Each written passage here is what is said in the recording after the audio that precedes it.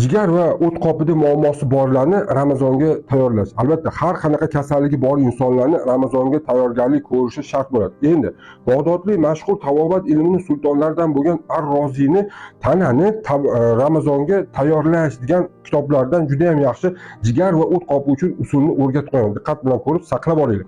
Kerak bo'ladi ovos, suli kerak bo'ladi. Bozorlarda tiqilyapti bug'doychilarda.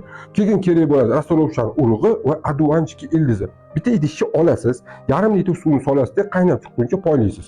Unga bir osh qoshiq ovosiz suvini solasizda 5 minut qaynatasiz. Ketidan bir choy qoshiq rastarovchi ildizini, urug'ini solasiz va aduanchiki ildizini solib yana 10-15 minut qaynab turib, keyin 20 minut damlaysizda, uni keyin sitadan sizib olasiz. Ikkita stakanga. Shuni bittasini ertalab, bittasini kechqurun 7-10 kun ichsangiz bo'l. Jigaringiz juda ham yaxshi holatga keladi. Endi qarang, islomiy falsafasini qarang.